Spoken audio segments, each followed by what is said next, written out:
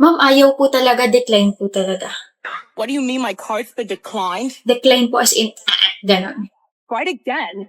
Buy me Prada. No. Balenciaga. No. Sandali po. Kilala po kita. Oh, sabi ko na ikaw yun, ma'am eh. Sikat ka po rito sa mall. I get that a lot. Oh, I'm getting shy na. Wanted ka po sa pagnanakaw. For stealing everyone's heart. Pag nanakaw ng credit card, ayan yung mukha mo nakapaskil sa board, oh. Security! I knew it! Let's go. Let's go. Nasaan ako? Okay, so later on, I'm gonna group you into... Good morning, ma'am. Yes? May I excuse Ellie Natividad? Boyfriend mo? No. Why? Bibigay ko lang po yung pagano. Ako wala.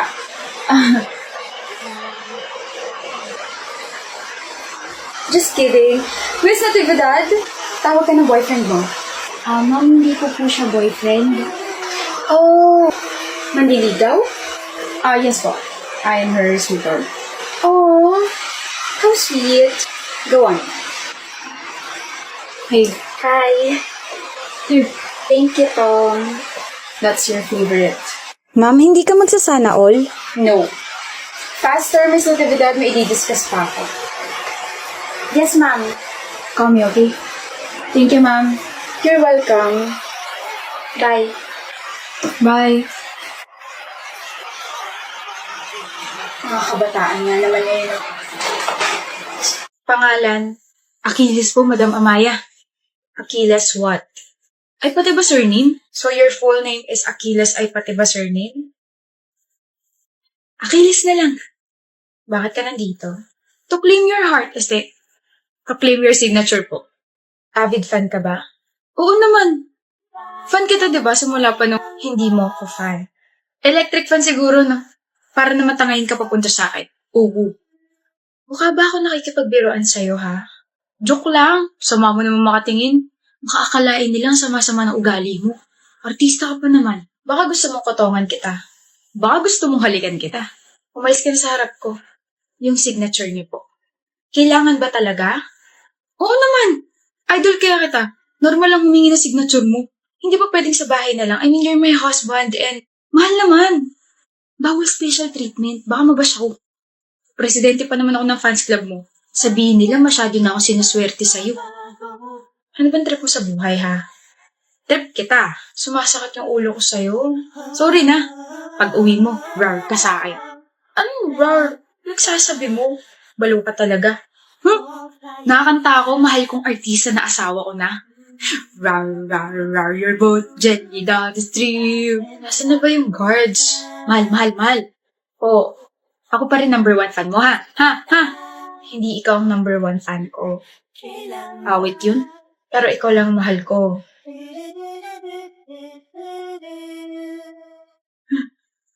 Huy!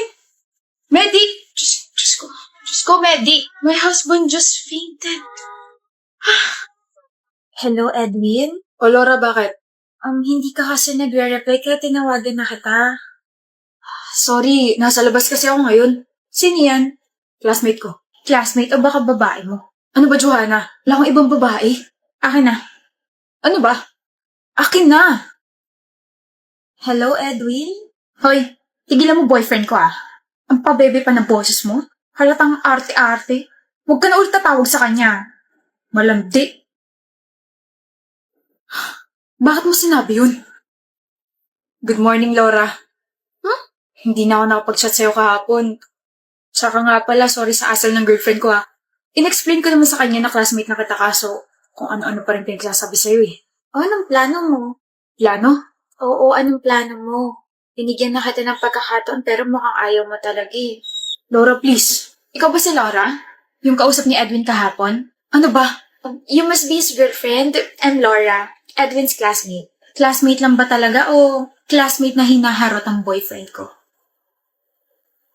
Kung may issue kayo sa isa't isa, pwede ba huwag niyo na ako idamay? Huwag idamay? Ikaw tong tatawag sa boyfriend ko at kanina lang, narinig ko na tinatanong mo si Edwin kung anong plano niya. Na binigyan mo na siya ng pagkakataon? Bakit? May affair na kayong dalawa? Balak mo ba kami paghiwalayin? Ang kapal din talaga ng mukha mo, no? You misunderstood that part. I was talking about kung ano yung plano niya sa binigay kong assignment sa kanya. Dahil siya na lang hindi nagpapasa ng part niya sa group paper namin. Akala mo ba maniniwala ako sa'yo? Eh di wag ka maniwala. Mag-usap na lang kaya kayong dalawa kung paano niyo aayusin yung relasyon niya, no? Laura, gagawin ko na. Ipapasa ko mamayang gabi. Pasensya na. Ipasa mo mamayang gabi at kung wala pa rin, tatanggalin na kita sa grupo. Pabigat? We listen and we don't judge. BFF edition. Pag may nag-chat sa akin tapos hinihingi yung number ko, sa'yo yung binibigay ko. We listen and we don't judge. Nung high school tayo, lumapit sa akin yung crush mo tapos may pinapabigay siyang letter. Hindi ko binigay sa'yo kasi gusto ko parehas tayong single hanggang sa makagraduate tayo. We listen and we don't judge. Gamit ko yung panty at bra mo ngayon. Nung college tayo, one time pinakopya ka, diba?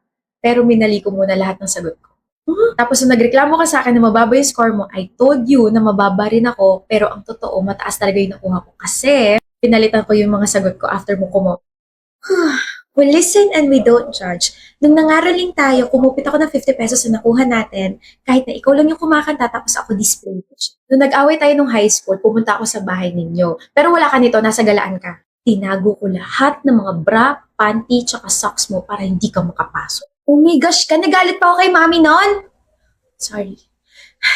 We listen and we don't judge. May mga times na 5 araw akong hindi naliligo. Girl! We listen and we don't judge. Same. Rin pali. We listen and we don't judge. Mahal ko pa yung ex. Tapos, nagkabalikan kami kahapon. Andy, niloko ka niya. Sabi niya magbabago na siya. Sabi niya hindi niya na ako sasaktan ulit. Sabi niya hindi na siya maglolo ko ulit. Okay, we listen and we don't judge. No, I listened and I will judge you.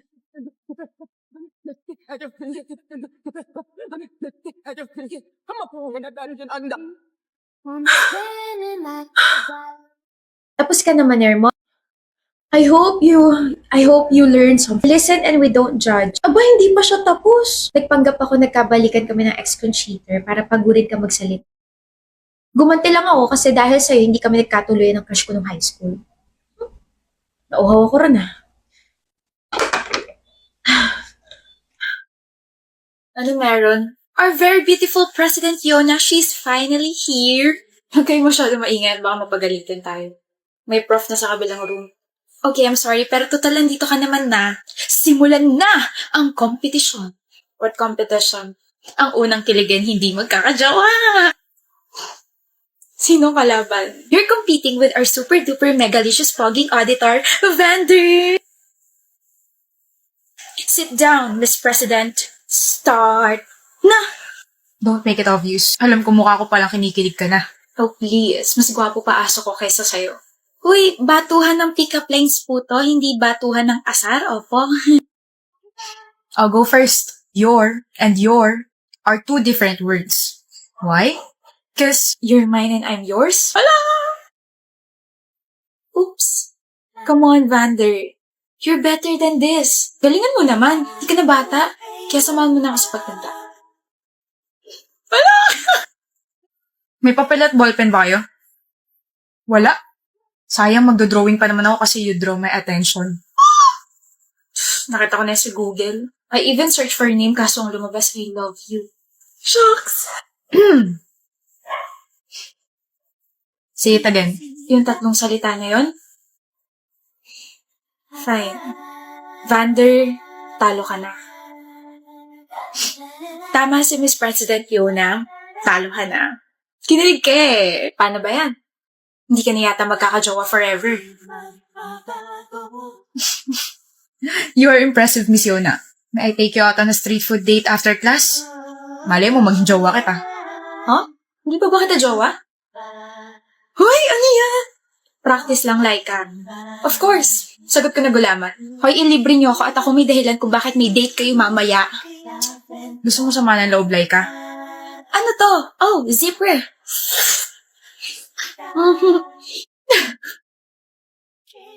What a surprise, Heidi. You look like a mess. My husband's not here. Baka nang bababae pa ulit. Bigay mo na sa akin asawa mo, Zanea. Seryoso ba? Pumunta ka rito para sabihin lang yan? Hiwalayan mo na siya. Ako na mahal niya. Tone down your voice. Baka nakakalimutan mo nandito ka sa pamamahay ko. Ibigay mo na siya sa akin. Kailangan ko siya. Anong pakiramdam na sabihin ka ng asawa ko na mahal ka niya pero sa akin pa rin siya umuwi? Sa'yo siya umuwi kasi wala siyang choice. Sa akin siya umuwi kasi alam niya sa sarili niya na lalo siya nagiging walang kwentang tao kapag kadikit ka niya. Ano sabi mo? He's nameless without me. He's unworthy without me. Hindi siya karespe-respeto kapag wala ako sa tabi niya. Lahat ng mga ginagastos niya sa'yo, galing yun sa kumpanya ko. Ibig sabihin, wala siya magiging pera kung iiwan ko siya. Hindi mo rin naman siya kayang buhayin. Balita ko bumagsak kumpanya mo. Sino bang may gawa? Ay, ako nga pala. I pulled out your investors para sa akin sila mag-invest. Very matalino, di ba? Bukod doon, itinakwil ka na ng buong pamilya mo dahil sa kahihiyang dinulot mo sa kanila. Dahil isa kang kabit. Sila pang humingi ng tawad sa akin dahil sa ginawa niyo sa akin ng asawa ko. Ang kapal na mukha mo. Ikaw ang makapal na mukha. Pumunta ka rito para sabihin ibigay ko na sa iyong asawa ko. Ako na ang mahal niya. Walang nagtatanong. Walang may paki. Hiwalayan mo na kasi siya. Hindi naman na kayo masaya eh. Para sumaya kayo? Yok, ayoko nga. Well, hindi ko naman na mahal ang asawa ko. I already have my peace of mind kasi alam mo yun, pa-travel-travel lang ako, pa-shopping-shopping. Masaya ako sa buhay ko ngayon.